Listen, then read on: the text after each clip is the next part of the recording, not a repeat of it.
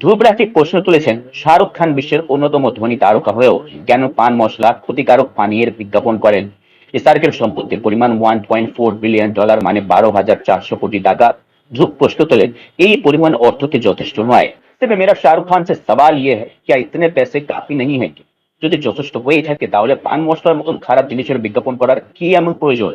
যদিও পুরনো একটা ইন্টারভিউতে এর উত্তর দিয়েছিলেন শাহরুখ। বলেছেন, প্রথমত আমি আমার দেশের স্বাস্থ্য মন্ত্রককে এই ধরনের জিনিস নিষিদ্ধ করতে বলবো। যদি ধূমপান ক্ষতিকারক হয় তবে দেশে এই ধরনের জিনিসের উৎপাদন বন্ধ করতে হবে। যদি মনে হয় কোল্ড ড্রিঙ্কস বিশ্বের মতন ক্ষতিকর, তার উৎপাদনও বন্ধ করে দিন তাহলে। কিন্তু সেটা তো বন্ধ হবে না, কারণ সরকার এইখান থেকে রাজস্ব পায়। তাহলে আমার কাজটা বন্ধ করবেন না?